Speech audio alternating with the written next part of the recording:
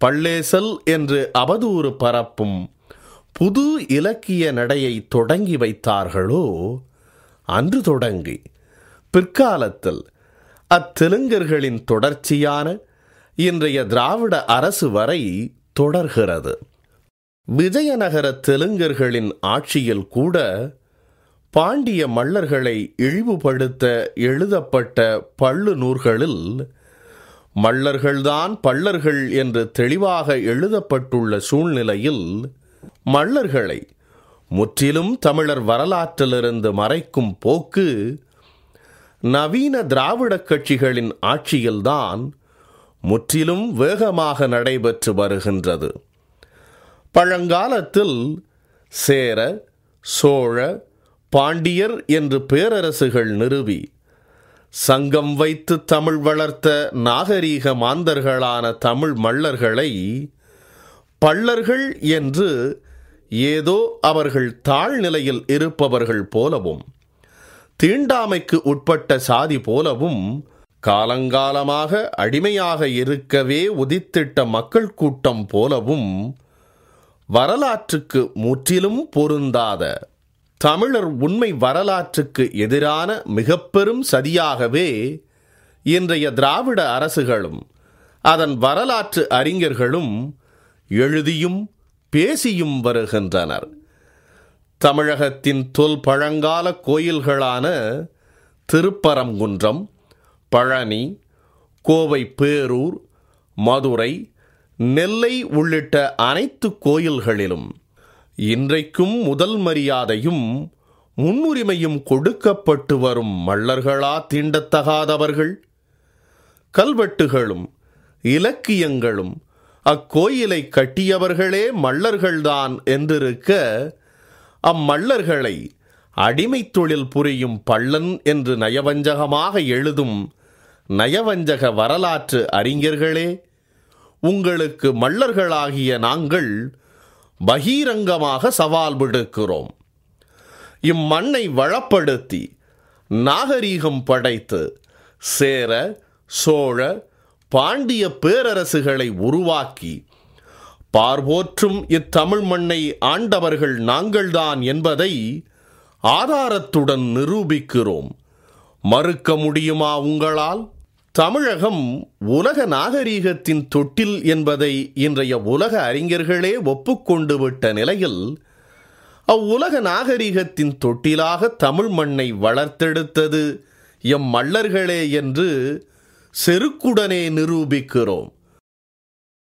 சேர, சோழ, பாண்டியர்களாக மட்டுமல்ல, கலிங்கம் தாண்டி நேபாளம் வரை, ஏன் கடல் கடந்தும் எம் மல்லர்கள் நாடாண்டதை நிரூபிக்க நூற்றுக்கணக்கில் எங்களிடம் ஆதாரங்கள் உள்ளன.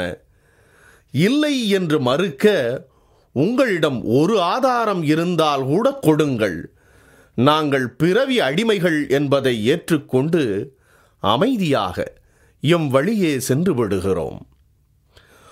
குருடர்கள் யானையை வர்ணித்த கதை போல மல்லர்கள் என்றவுடன் செவிடர்களாகவும் குருடர்களாகவும் மாறிவிடும் வரலாற்று ஆய்வாளர்களே, உங்கள் குருட்டு கண்களை திறப்பதற்காக இதோ மல்லர்களை பற்றிய சில வரலாற்று ஆதாரங்களை தருகிறோம்.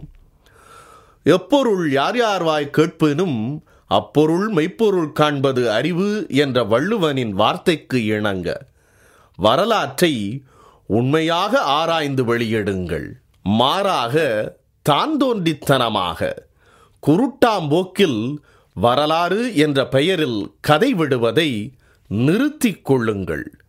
இன்றைக்கு நாம் பயன்படுத்தும் அகராதிகளுக்கு பழங்காலத்தில் நிகண்டுகள் என்று பெயர். நிகண்டுகள் என்றால் தமிழ் சொற்களுக்கு செய்யுள் வடிவில் பொருள் காணும் நூல்களாகும். இப்படி தமிழ் சொற்களுக்கு விளக்கம் அளிக்கும் நிகண்டுகளில் பழமையானது கிபி 9ஆம் நூற்றாண்டைச் சேர்ந்த திவாகர நிகண்டு. இத்திவாகர நிகண்டு மருத நிலத்தில் வாழ்ந்த மக்களை பற்றி தெளிவாக குறிப்பிடுகின்றது.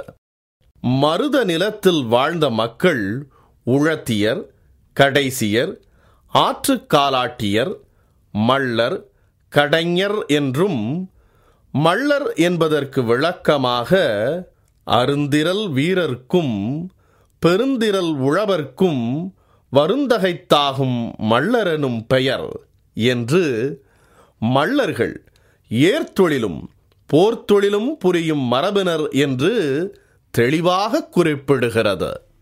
கிபி 10ஆம் நூற்றாண்டைச் சேர்ந்த பிங்கல நிகண்டு மள்ளர் மருதநில மக்கள் என்றும், மள்ளர் என்பதற்கு செருமலை வீரரும் திண்ணியோரும் மருதநில மாக்களும் மள்ளர் என்பர் என கூறுகிறது.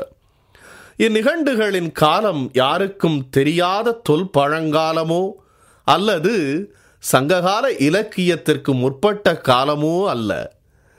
நாகரிகத்தின் உச்சத்தில் சோழ பேரரசு கடாரத்தை தாண்டி இன்றைய கம்போடியா வரை தங்கள் அரசாட்சியை செலுத்திய மிகவும் பிற்காலம். சங்ககாலத்திற்கும் முந்தைய வரலாறுகளை தோண்டி துருவி ஆராய்வதாக கூறிக்கொள்ளும் வரலாற்று அறிஞர்களே, வெறும் 1000 ஆண்டுகளுக்கு முன் இயற்றப்பட்ட நிகண்டுகளில் கூட மள்ளர் என்ற வார்த்தை உழவர்களை குறிக்க பயன்படுத்தப்பட்டுள்ளதே. அது ஏனோ உங்களுடைய குருட்டு கண்ணில் மட்டும் படாமல் மறைந்து விட்டதன் ரகசியம்தான் எமக்கு புரியவில்லை.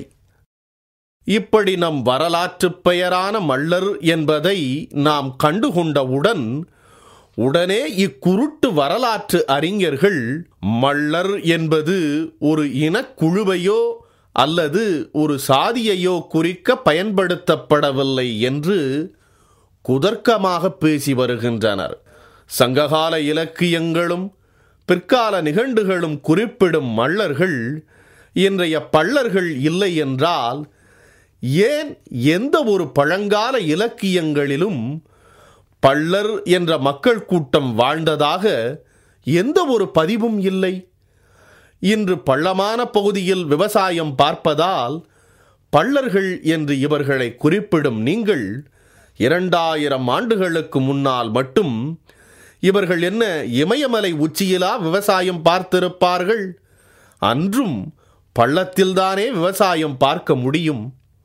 அப்படியானால் அன்று ஏன் பள்ளர்களை பற்றி எந்த குறிப்பும் இல்லை? குறைந்தபட்சம் பள்ளன் என்ற வார்த்தை கூட பழங்காலத்தில் எங்குமே பயன்படுத்தப்பட்டதாக தகவல்கள் இல்லையே. உண்மைகள் இவ்வாறு இருக்க, நம் குருட்டு வரலாற்று அறிஞர்கள் 2000 ஆண்டுகளுக்கு முன்பே பள்ளர்கள் விவசாய கூலிகளாக இருந்தார்கள் என்பது போன்ற ஒரு தோற்றத்தை உருவாக்க கடுமையாக போராடி வருகின்றனர். பள்ளத்தில் விவசாயம் பார்த்தால் பள்ளர் என்கிறீர்கள். அப்படி பார்த்தால் இன்று தமிழகத்தில் பள்ளர்களோடு சேர்ந்து மற்ற சில சமூகங்களும் விவசாயம் செய்கிறார்களே, அவர்களும் பள்ளத்தில்தானே விவசாயம் செய்கிறார்கள். அப்படியானால் அவர்களை குறிக்கவும் பள்ளர் என்ற பெயரை அல்லவா பயன்படுத்த வேண்டும்? அப்படி இல்லாமல் வேளாண்மைக்கு சம்பந்தமே இல்லாதவர்களையெல்லாம் வேளாளர் என்று அழைக்கும் நீங்கள் வேளாண்மையை மட்டுமே குலத்தொழிலாக, வேளாண்மையோடு தொடர்புடைய பெயர்களான குடும்பன், காலாடி, வயற்காரன், நீர்காணிக்கன், பண்ணாடி போன்ற பெயர்களை தம் குலப்பெயர்களாக கொண்ட மள்ளர்களை குறிக்க மட்டும் பள்ளர் என்ற பெயரை பயன்படுத்துவது உங்கள் நயவஞ்சக சூழ்ச்சியையும் வந்தேரி வடுகர்களான விஜயநகரத்து நாயக்கர்களின் அரசியல் மேலாண்மையை ஏற்றுக்கொண்டு அவர்களுக்கு சேவகம் புரியும் உங்கள் அடிமை புத்தியையும் தான் காட்டுகிறது. சங்ககால தமிழர் வீரத்தை இவ்வுலகிற்கு உணர்த்துவது அக்கால இலக்கியமான புறநானூறும் அகநானூறும் தான். அப்புறநானூறு அகநானூறு பாடல்களில் பெரும்பாலும் மள்ளர்களை போற்றியே பாடப்பட்டுள்ளதே. இல்லை என்று எவராலும் மறுக்க முடியுமா? புறநானூறு பாடல் எண் 10 சோழன் நெய்தலங்கானல் இளஞ்செச்சென்னியை பற்றிய ஒரு பாடலில், வருணர்க்கு வரையா வரையில் வாழ்க்கை மகளிர் மலைத்தல் அல்லது மள்ளர் மலைத்தல் போகிய சிலைத்தார் மார்ப என்று வருபவர்க்கு இல்லை என்று சொல்லாது, மகளிர்களெல்லாம் மலைக்கும் மல்லர்களே மலைக்கும் அளவிற்கு வலிமையான மார்பை உடைய மல்லன் நீ என்று சோழவேந்தனை பற்றி பாடியுள்ளார். இப்புறநானூறு பாடலை பாடிய ஊன்பொதி பசுங்குடையார் என்ற சங்ககாலப் புலவர். இப்பாடலில் மட்டுமல்ல, புறநானூறு மற்றும் அகநானூற்றின் பெரும்பான்மையான பாடல்களில் சேர, சோழ, பாண்டியர்களை மல்லர்கள் என்றே அப்பாடல்களை பாடிய புலவர் பெருமக்கள் அனைவரும் பாடியுள்ளனர். பாண்டியன் தலையாலங்கானத்துச் செருவென்ற நெடுஞ்செழியனை புறநானூறு பாடல் எண் 79 7 மல்ல அரசர்கள் ஒன்று கூடி எதிர்த்தனர் எனும் செய்தி பதிவு செய்யப்பட்டுள்ளது. வெம்போர் செழியனும் வந்தனன் எதிர்ந்த வம்ப மல்லரோ பலரே எஞ்சுவர்